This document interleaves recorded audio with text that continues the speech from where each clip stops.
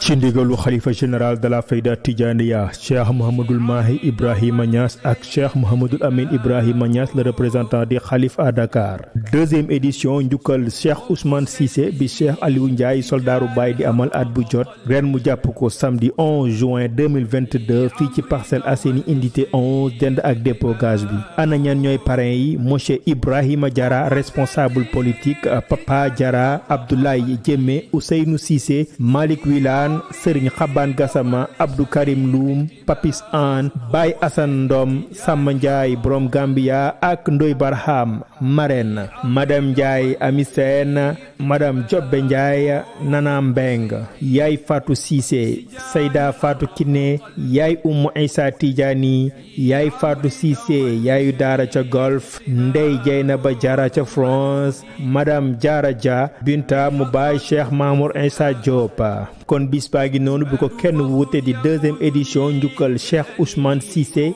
mi Cheikh Aliou Ndiaye soldaaru Baay di amal at bu jot ren mu jàpp ko samedi 11 juin 2022 fii ci Parcelles Assainies unité 11 dend ak dépôt gaz bi ginnaaw buñ jullee timis ba wasifa ba noppi sikar si tàmbali ak kan Baye Niass Mbaye Baba Diop Abdoulaye Dia Babacar Thiam ak Cheikh Baye Jimba Touré ngir yeneen leeral defal 77 129 05 68 wala 76 386 61 84